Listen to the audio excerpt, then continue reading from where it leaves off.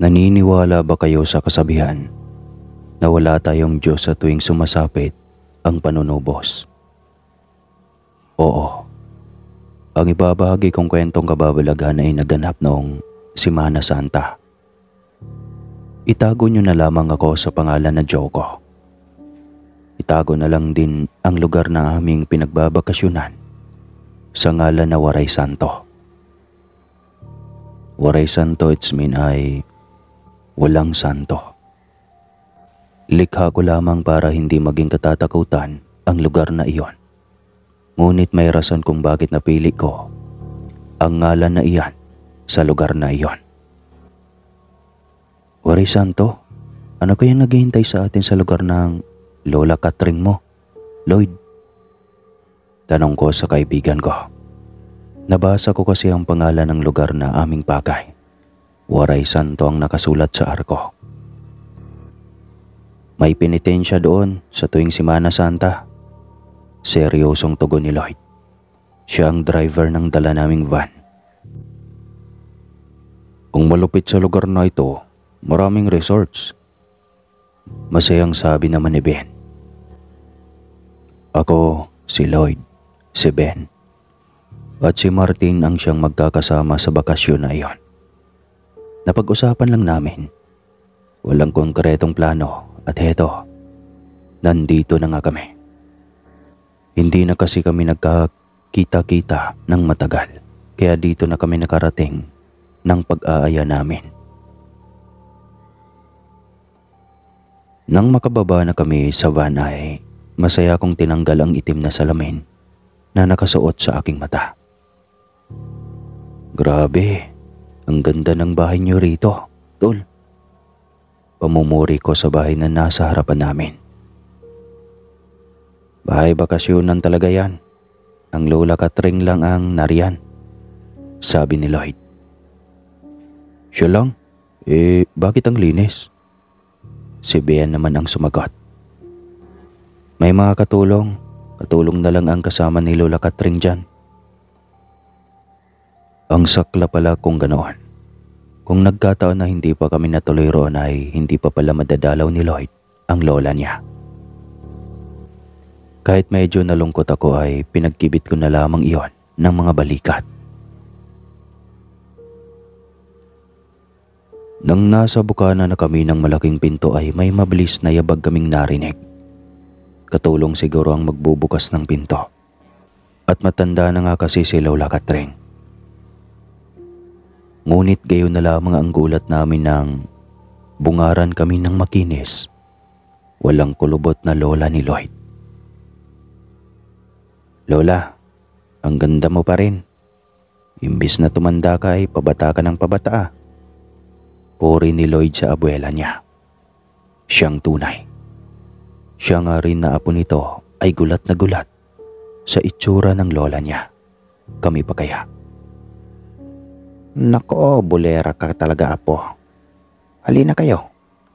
Pinaayos ko ang kwarto na matutulugan ninyo. O nga pala, sigurado ba kayo na magsasama-sama kayo sa iisang kwarto? Isa-isa kaming tinignan ni Lola Catring. Hindi ko alam kung ako lang ba ang nakapuna. Hindi naman kasi siya tumingin sa mga mata namin. Parang sa gitna siya ng ilong namin sumulyap. Sigurado po, mga lalaki naman kami pare-pareho. Si Martin ang tumugon kay Lola Catring. Hindi ako mapalagay noon. Malaki, maganda, malinis at mabango naman ang bahay na iyon. Pero nang mapansin ko na walang altar doon ay medyo kinabahan ako. Bilang isang tao na mahilig magpahid ng palad sa santo, bago matulog at pagkagising, nabalisa ako ng kaunti sa kaalaman na iyon. Pero ano ba ang magagawa ko? Iba-iba naman ang mga tao. Ang mahalaga naman ay may nakaipit na rosaryo sa wallet ko. Walang santo, walang altar. At nang magkakaharap na kami sa hapunan, ay ipinagtaka ko naman na iba ang pagkain ni Lola Catring sa amin. Mas mabango ang karne niya. Katulad ng bahay niya, Nakakatuwa na kahit ang bango ng luto na iyon sa pang-amoy ko, ay medyo kinabahan ako sa hindi mawari na dahilan. Nakakain naman ako kahit maraming pagtataka ang gumugulo sa utak ko sa sandaling pananatili pa lamang sa bahay bakasyunan na iyon. Pilit kong winaksi ang kung ano-anong agam-agam na naglalaro sa utak ko. Tinatak ko na lamang sa aking sarili na naroon kami ng barkada para mag-enjoy. Nagpunta ako roon na ganoon ang lugar na iyon at ganoon ang lula ni Lloyd, kaya wala akong pakialam sa mga bagay na iyon. Payapa naman ang unang gabi namin. Sobrang payapa nga nang naging tulog namin. Ako ang unang nagising. 3:00 pa lamang ng madaling araw nang magising ako. Palibhasa, pagod kami sa biyahe. Kaya 7:00 lang nang makatulog kami. Kinuha ko ang cellphone kong Nokia 3210. Nagbabaka sakali na makasagap ng signal. Sasabihin ko kila mama na ayos lang kaming nakarating sa bahay ng bakasyunan nila Lloyd. Kakahanap ko ng signal, huli na nang mapuna ko na ako lamang ang mag-isa sa labas ng bahay. Tahimik ang kapiligiran.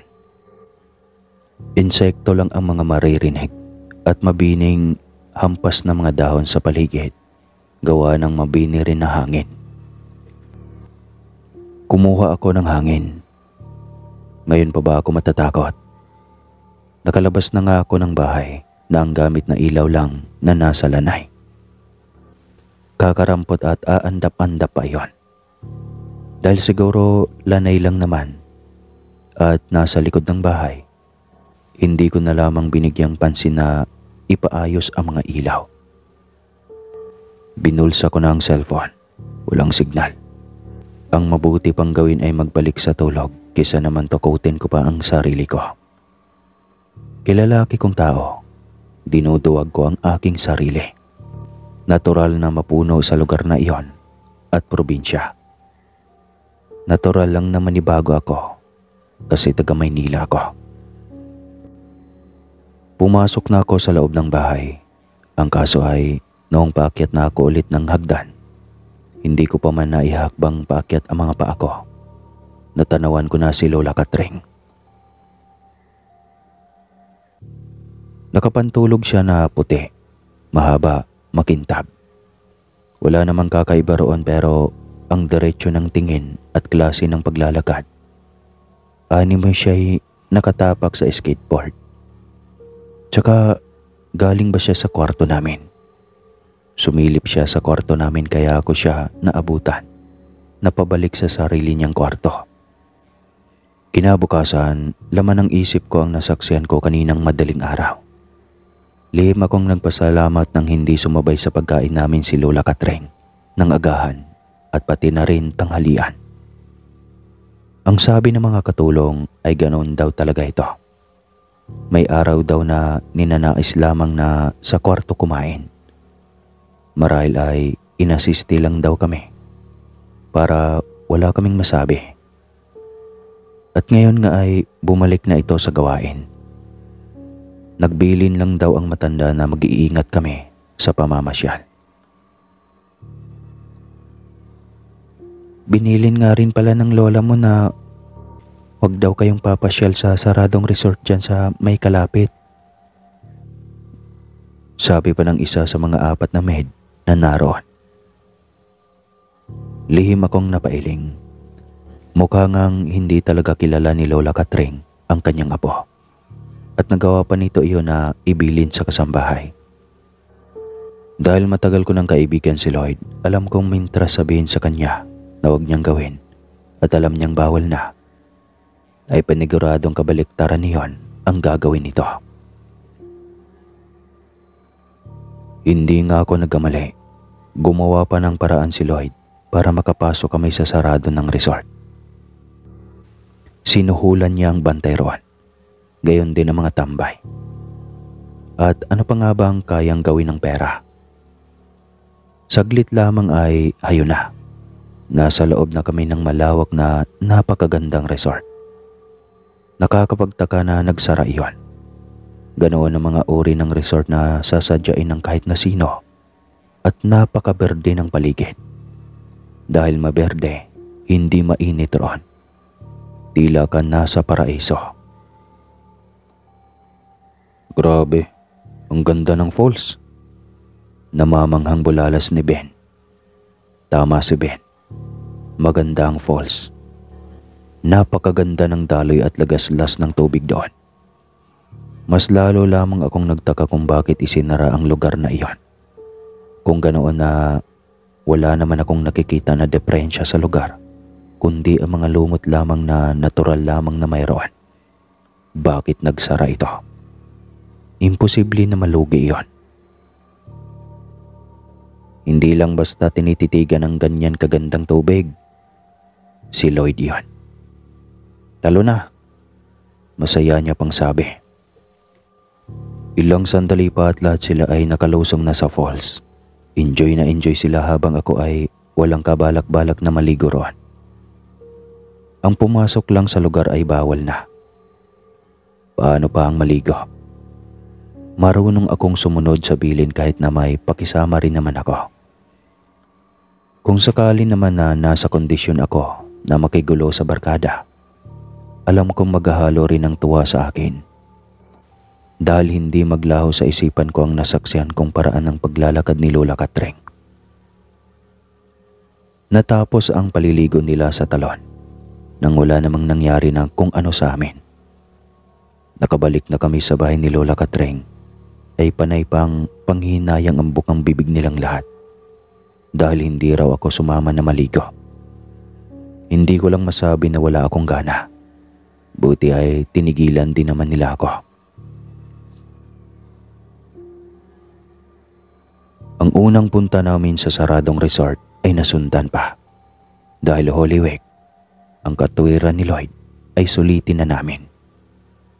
Mula Lunes Santo hanggang sa Huwebes Santo, wala na kaming ibang pinasyalan kundi ang saradong resort. Hindi ko alam sa kanila kung bakit sinasabi nilang wala na silang nais pa na puntahan at kontento na sila sa ganda ng resort na iyon. Hindi ko alam dahil hanggang sa Mag-Huwebes Santo na ay hindi naman ako nakiligo talaga kahit sumasama ako sa pamamasyal namin. Noong mga nakaraang araw ay nagbasa lang ako ng libro para pangtanggal inip habang hinihintay ko sila na matapos na maligo. Noong nakaraan naman ay naglaro ako ng snake game sa cellphone ko. Hindi naman ako nagreklamo at ganoon din sila. Dahil matapos kong masaksihan si Lola Katreng noong nakaraan ay parang nilalagnat ako. Sa tanda kong ito, hindi ko akalain na matatakot pa ako sa munting ganoon lamang. Matapos kong masaksihan ang kakaibang paglalakad ni Lola Katreng, nakakabahala naman din na hindi siya lumabas ng kanyang kwarto. At hindi ba at ang mga may lihim lamang ang hindi palagian na lumalabas ng bahay o ng silid niya.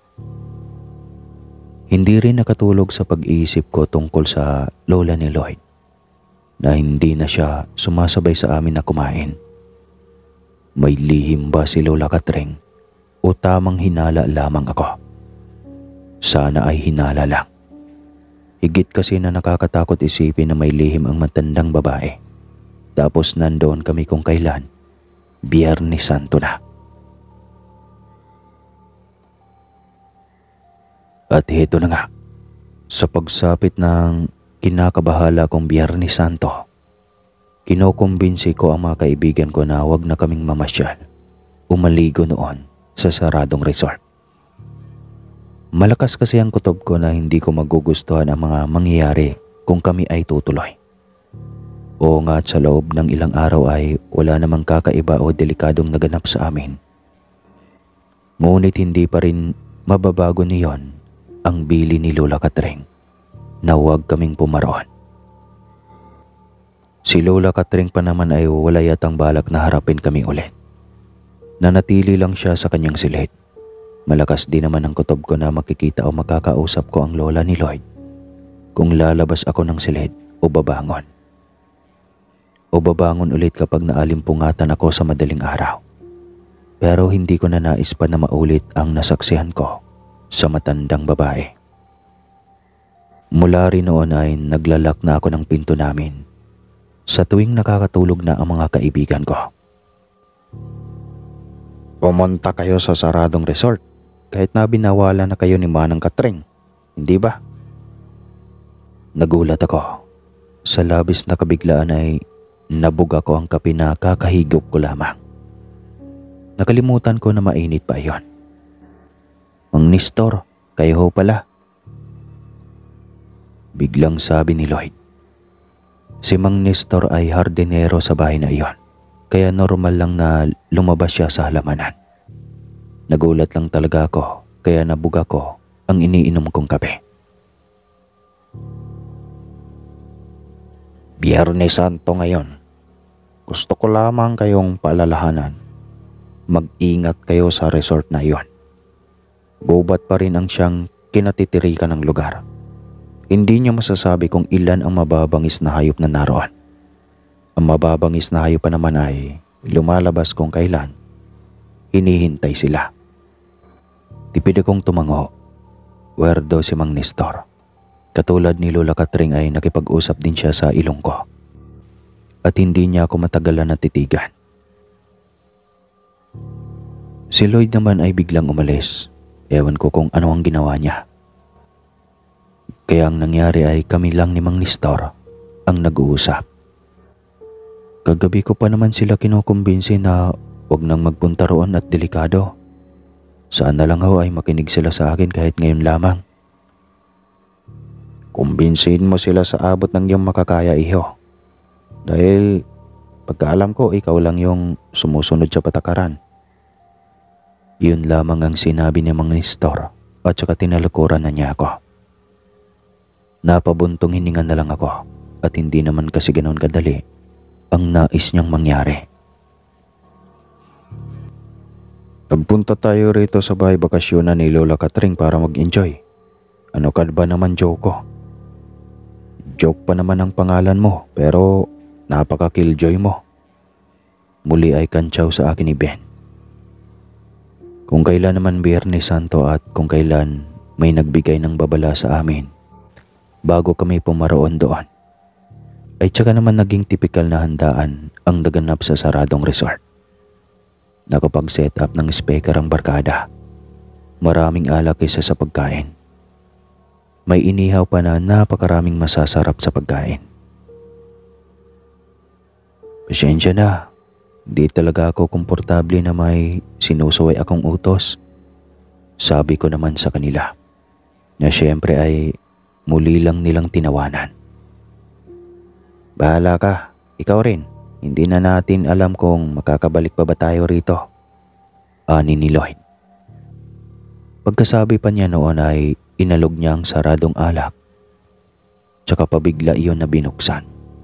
Tumalsik ang laman at lahat kami ay nabasa ng likidong nakakalasing.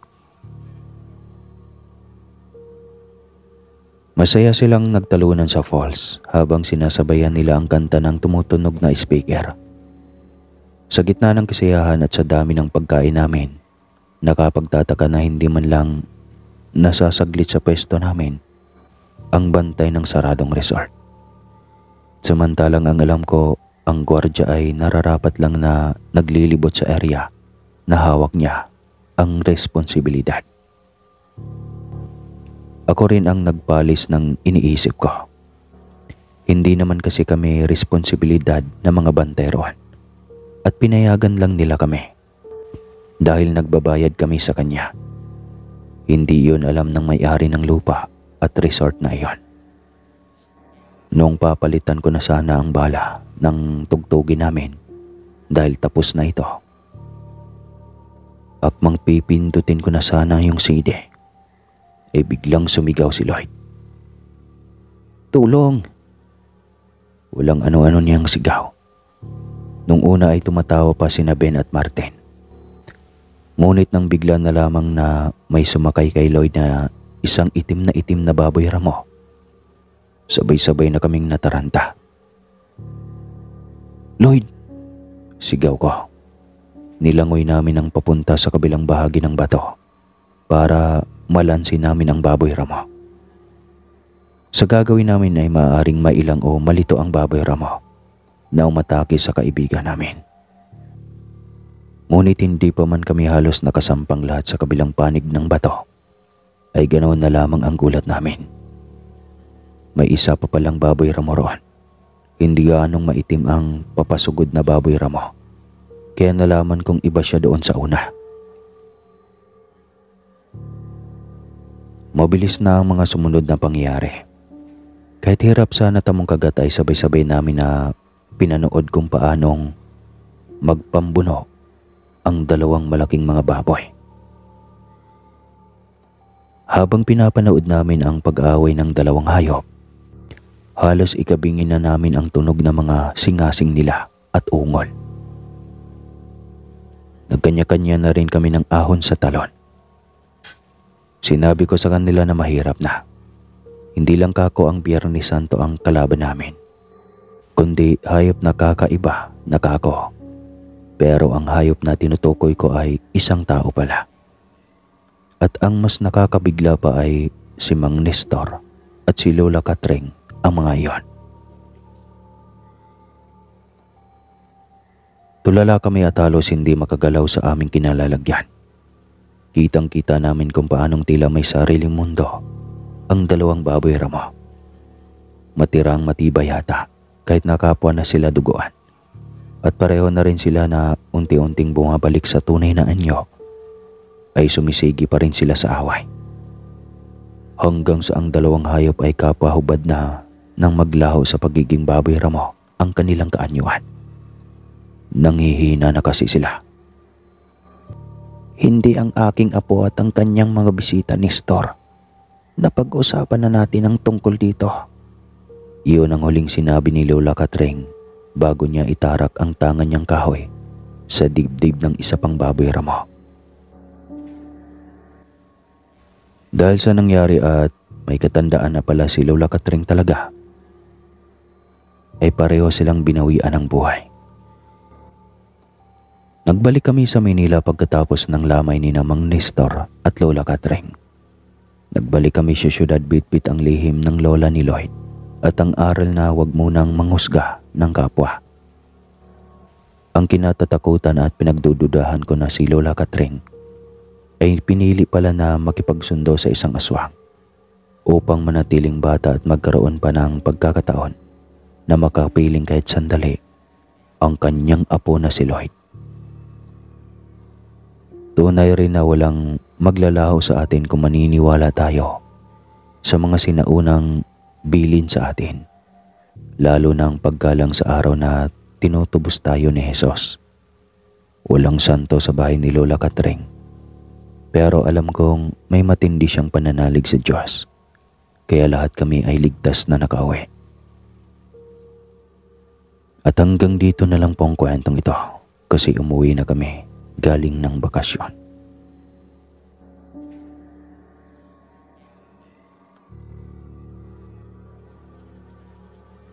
Bagong kasal pa lamang ako sa aking asawa noong ito ay maganap, taong 1989. Ako nga pala si Minda, taal na taga Maynila. Sa Maynila ko rin nakilala ang napangasawa kong si Neste. Naging magkatrabaho kami hanggang sa pareho kaming nagkagustuhan at nagkaaminan ng nararamdaman tsaka ikinasal ng matiwasay. Idinamay ko siya sa bungad ng kwento ko dahil siya mismo ang nagparana sa akin ng kahindik-hindik na karanasan noong ako ay edad 21 anyos pa lamang. Pagkatapos ng aming kasal, buwan iyon ng Hunyo, napagkasunduan naming mag-asawa na sorpresahin ang kanyang mga kapatid na naninirahan sa probinsya ng Quezon. Wala na kasi siyang mga magulang. 2 atin na lamang niya ang kasama niya sa buhay na kapwa na sa Quezon Province.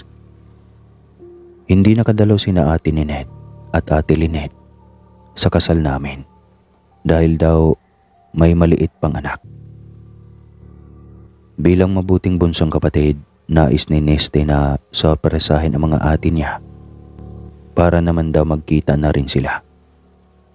Isa kasing gwardiya ang mister ko, kung saan ako naman ay factory worker. Mula daw ng madestino sa Maynila ay hindi na nakauwi ng probinsya si Neste.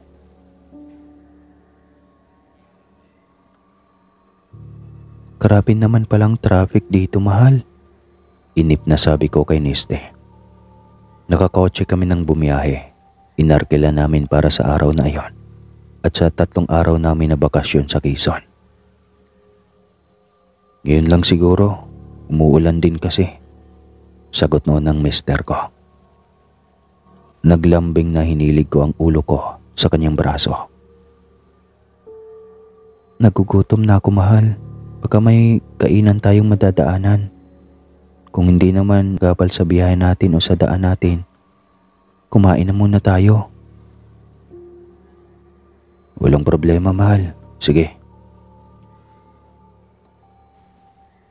Lihim na lamang akong napangiti. Sobrang maunawain talaga ang mister ko. Sa lahat ng pagkakataon, sa tuwi na ay may hinihiling ako sa kanya ay pinagbibigyan niya ako.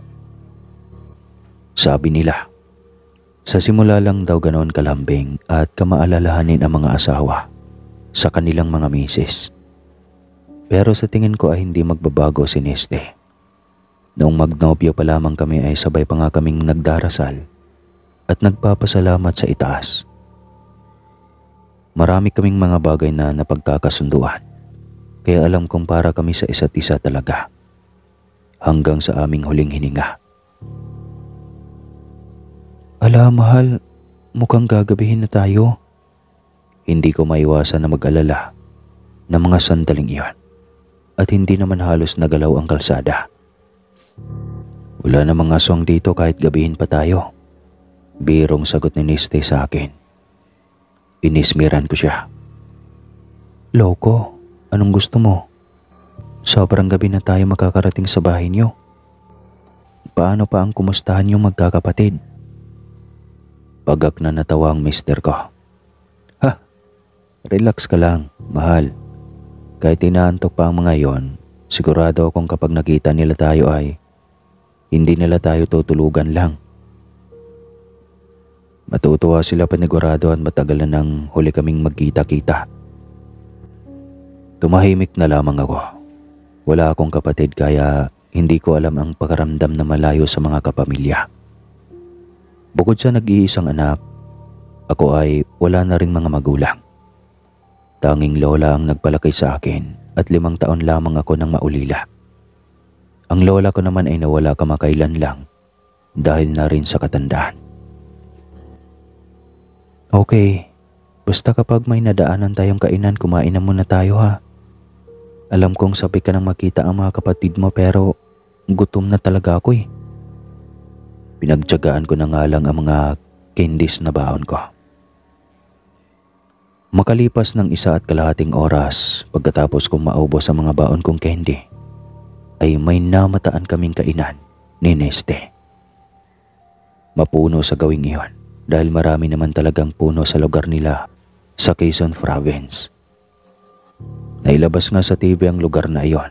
Noon ang sabi ay tumatawid pa raw ng ilog ang mga batang mag-aaral bago makapasok sa eskwela. Dito, pwede na sigurong pumarada dito. Siguro, simpleng tugon ko sa aking asawa. Nilibot ko ang paningin sa kabuuan ng lugar. Maraming nakaparadang sasakyan. Maganda ang lugar at mailaw. Tila mula nga sa labas ay mahihikayat ka nang pumasok sa loob dahil mabago rin at amoy na amoy ang pagkain na niluluto sa loob. Partikular ang mga inihaw. Ang bango, mahal. Tara na, bilis. Nakakagutom ang amoy ng niluluto nila. May kasabikan kong pahayag sa aking mister. Nang makaparada si Neste ay agad akong bumaba kahit bukas pa ang makina ng sasakyan. Sobrang nakakaengganyo kasi ang lugar na iyon. Ang ganda ng disenyo ng kainan sa kabuuan, lalo nang ako ay makababa na sa kotse. Mas malinaw ko nang nakikita noon na nagkakasiya ang mga taong kumakain doon sa loob. Nang makababa na rin si Neste sa kotse ay magkaangkla kaming pumasok sa loob ng kainan. Baliwala naman kasi sa mga taong naroon. Masaya kasi silang kumakain, nagkukwentuhan at nagkakatawanan. Dumiretso kami ni Neste sa unahan ng kainan, kung saan naroon ang paikot na mesa na may upuan na rin. Tila luma ang disenyo ng kainan at ibinalik ka sa nakalipas. Hindi ako nagreklamo kasi bukod sa gutom na ako ay natuwa naman ako nang malaman kong may ganoon pa palang kainan sa panahon noon. Ultimo mga kubertos nila makaluma ang disenyo. Sadyang nakakamangha ang mga nakikita kong gamit na naroon sa harapan namin. Doon na napuna ang buong atensyon ko at hindi ko na halos namalaya na naka-order na pala si Neste ng pagkain. Ano yan, mahal? Beef or pork? Tanong ko kay Neste. Sinimulan kong hiwain ang karne na nasa plato. Pork daw, hindi ako umorder ng beef at mas mabigat sa tiyan. Hindi pwede sa iyo ang mabusog at nalipasan ka na ng gutom. Wika niya sa akin. Napangiti ako sa labis na pag-alala ng boses ni Neste. Kaya mahal ko siya. Ganoon kasi siya. Isa ang ugali niyang iyon sa minahal ko sa kanya. Sinasabi ng iba na masyado raw perpekto si Neste. Nakakapagtaka raw iyon. Kahit daw kasi anong bait ng isang tao ay mayroon pa rin itong masamang bahagi o hindi magandang pag-uugali. Hindi naman sa hindi ako sumasang-ayon sa sinasabi nilang iyon.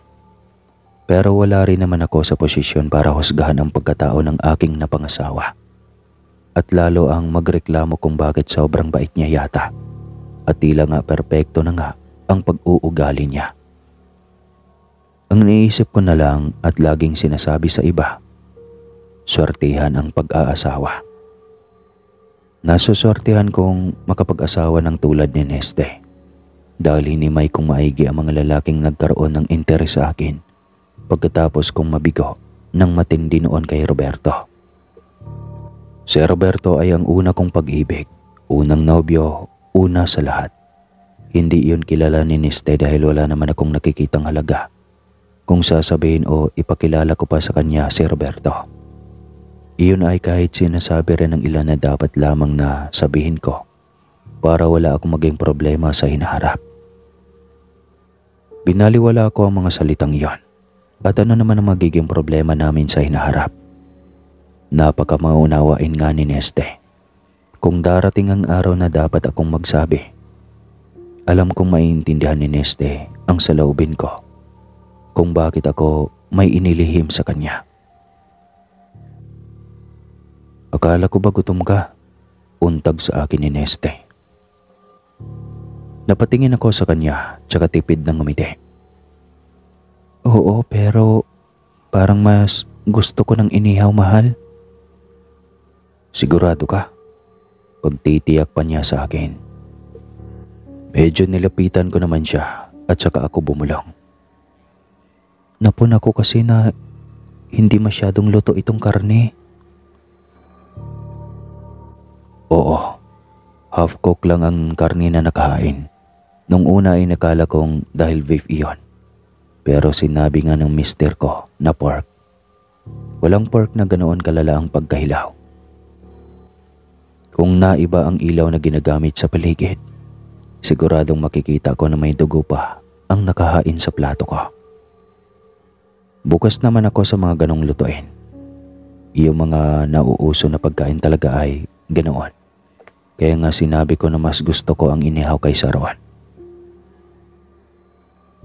Sige, walang problema. Muli ay pasensyosong tugon sa akin ni Neste. Tumayo siya at nagtungo sa ihawan. Usok na usok ang gawing iyon ng kainan. Hindi halos makita ang mga taong nag-aabang doon na tulad ni Neste. Sa sobrang pagkatitig ko tuloy sa pwestong iyon, tila ako namamalikmata. Mga pugot ang taong nag-aabang sa ihawan. Kumurap ako at pinilig ang aking ulo. Dahil nga sa usok, hindi makikita talaga ang mga taong nakatayo at nakaabang sa ihawan. Masyado na namang naglakbay ang diwa ko. Gutom ka lang. Sabi ko pa sa aking sarili. Kasi kung ano-ano ang nasa isipan ko. Inikot ko na lang ang paningin ko sa paligid. Medyo antok na ako bukod sa gutom pa. Hindi kasi ako sanay na kumain habang nasa biyahe. Kaya nga ba kahit may mga naglalako ng pagkain kanina sa daan, ay tubig lamang ang binili namin.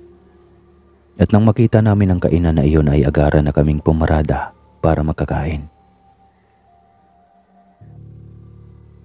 Ikaw si Minda. Habang nililibot ko ang paningin sa paligid ay may lumapit sa aking babae.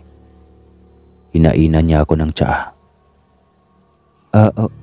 Oo. Bakit? Pautal-utal kong tugon. Hindi rin naman ako makakapagkaila at nasa resibo ng tsaa ang pangalan ko. Mukhang si Neste ang umorder niyon. Pinalagay ay ang pangalan ko. Naisip siguro ng asawa ko na matagal maluto ang inihaw, kaya magtsaa na muna raw ako habang hinihintay iyon na maluto. Ako si Lynette. Hindi alam ni Kuya Nisty na dito ako nagtatrabaho. Nagulat ako nang makita ko kayo rito ngayon. Balak niya yata kaming sorpresahin. Asawa ka niya? Nag-asawa na pala siya. Sunod-sunod na anang babae. Nagtanong siya ngunit siya rin ang sumagot doon. Ngumiti na lang ako. Oo, matagal na daw kasi kayong hindi nagkikita. Sobrang tagal na. Naglaho ang ngiti ko. Nakadama kasi ako ng lungkot sa tinig ni Lynette. Magulang galang na. Mukhang imbis na matuwa ka at magkikita na kayo ulit ni Nesty ay malungkot ka.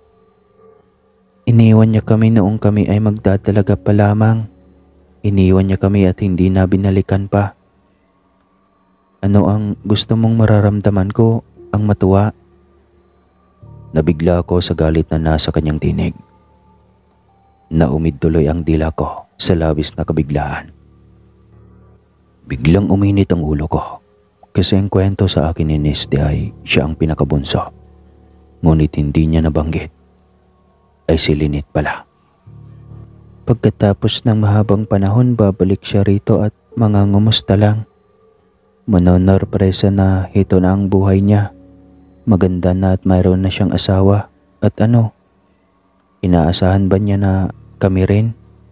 Hindi niya ba naisip na mga babae kami at siya ay lalaki? Mahabang litanya ni Lynette. Lynette, hindi naman siguro. Wala na ang ate ni Net. Nagulat ako. Mas naumid pa yata ang dila ko dahil sa revelasyon na binagsak niya. Patay na ang ate ni Net. At ako, wala na rin ako sa mundong to. Ano ba ang sinasabi niya? Hindi ko maunawaan. Nakilala kong ubod ng baitang na pangasawa ko, kaya at tila sobrang hudas at demonyo ni Neste sa sarili pa niyang kapatid. Ikinalulungkot ko ang balitang yan pero kailangang tanggapin, hindi ba? Udlot niya sa aking sinasabi. Sa mga oras na iyon ay nakakatakot ang itsura ni Lynette. Nanlilisik ang mga mata niya na nakuha pa naman kay Neste na bilugan at malalim. Ang mga ngipin ni Lynette ay nagkikiskisan na rin sa galit. Gayon din ang nakakuyom niyang mga palad sa magkabila niyang tagiliran. Kailangan kong tanggapin noon na iniwan ako ni Ate Ninette na walang kain sa buong araw. Pinatay siya ng aswang. Kailangan kong tanggapin yun gaya ng kailangan mo rin tanggapin ang nakikita mo ngayon sa paligid mo. tila ako napunta sa isang sinihan. Ang boses kasi ni Lynette ay umalingaw-ngaw sa tenga ko. Daig pa ang may patong na sound effect. Pero sa pagkakaalam ko ay kalmado lang siyang nagsalita. Umikot din ang paningin ko kasabay ng mga nakikita ko sa paligid. Ang kaninang mga normal na tao na nakita ko ay mga naaagnas ng bangkay. Kumakain sila ng mga pagkain na may uod. Ang mga matatabang uod na lumalabas sa kanilang mga mukha ay nagpapadulas patungo sa pagkain na hawak nila. Kahit nakikita na nila ang mga buhay at busog na uod at mga insekto ay sige pa rin sila sa pagkain ng mga iyon. Ang matindi sa lahat ng nakikita ko, iyong mga kalahating agnas na bangkay na halatang gumagalaw sa bibig nila. At kitang-kita sa pisngi ang mga insektong nagkakarambulahan. Ay nginunguya pa rin at nilunok ang mga tinatamaan ng magaling. Hindi ako makasigaw. Mahigpit akong nakakapit sa mesa para lamang mawindang at ang serbidora na nasa kabilang panig ng lamesa ko ay inuuod na rin na bangkay. "Tumakbo ka na," mariing utos ni Lynette sa akin. "Tumakbo na kayo at huwag nang babalik pa." Umiling ako. Nahanap ko ang tinig ko at siniste agad ang una kong tinawag. Walang lumapit. Inutusan lamang ako ng utak ko na tumayo at lisanin ang lugar na iyon. Dinidikta rin ang isipan ko na makakaligtas pa ako. Pero ang asawa ko, malakas akong napasinghap. Naputo lang iniisip ko nang may biglang kumapit sa aking braso. "Nesty, mahal." Kaagad akong napayakap sa mister ko. "Patawad. Patawarin niyo si Kuya Lynette. Humihingi ako ng tawad. Kung nais mong gumanti sa akin, hayaan mong makaalis dito ang asawa ko. Hindi niya alam ang tungkol dito. Wala siya noong..." Hindi na natuloy ang sinasabi ni Neste. Niyakap na kasi siya ng lumuluhang si Lynette. Mahigpit na nagyakap ang magkapatid bago may lumapit kay Lynette na isang gwapo at makisig na lalaking hubo ang kalahating katawan. Samantalang ang mula sa bewang nitong katawan ay parang sa kabayo. Hindi na mahirap hulaan na asawa siya ni Lynette. Nangyakapin din ni Lynette ang lalaking iyon. Alam kong hindi niya kayang iwan ang pag-ibig na nagligtas sa kanya sa panahon na wala na sa kanyang tabi si Neste. Patras kaming naglakad ni Neste palabas ng kainan na iyon. Hindi nawawala ang mga mata ng asawa ko kay Lynette hanggang sa sabay na kaming tumakbo palabas. Hindi natuloy ang paghihiganti ni Lynette. Noong makalabas kami sa kainan na iyon, nag-iisa lang ang kotse namin sa sandabukal na puno. Ang mga sasakyan na nakaparada sa labas bago kami pumasok sa kainan ay mga puno din pala. Kapwa kami hinihingal ni Nesty noon nang bumalik kami sa aming kotse. Nagpatuloy pa rin kami sa kubo nila. Doon ay nalaman namin na parehong patay na ang mga kapatid ni Nesty. Pinagdasal at pinagtirik niya ng kandila ang mga ito bago lumisan sa Quezon Province. Sa kasalukuyan, nag-iisa na lamang ako sa buhay. Hindi naman kami nagkaroon ng anak ni Nesty. Sa mga aso at pamangkin ko na lamang binubuhos ang oras ko.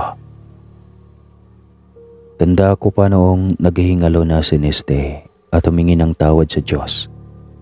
Nabanggit niyang nagkita ulit sila ni Lynette. Binigay na raw ng kapatid niya ang kapatawaran. Pagkatapos sabihin ni Nesty yun ay namaalam na siya sa akin at nawala ng hininga. Patawad. Isang salita na kayang linisin ang madilim na puso. Sadyang mahiwaga ang katauhan ng isang tao. Mayroong mabuti, may masama, may mga desisyon na mali at tama. Pero para sa akin, sa buong buhay ko sa mundong ito, ang tanging tiyak lamang ay may pag-asa sa pagbabago. Lahat ng tao bago mawala sa mundo ay pinagbabago. Ito ang tunay na purgatorio. Sama-sama tayo rito. Tayong mga mortal at mga elemento na hindi natin nakikita kung hindi magpapakita sa atin. Wakas.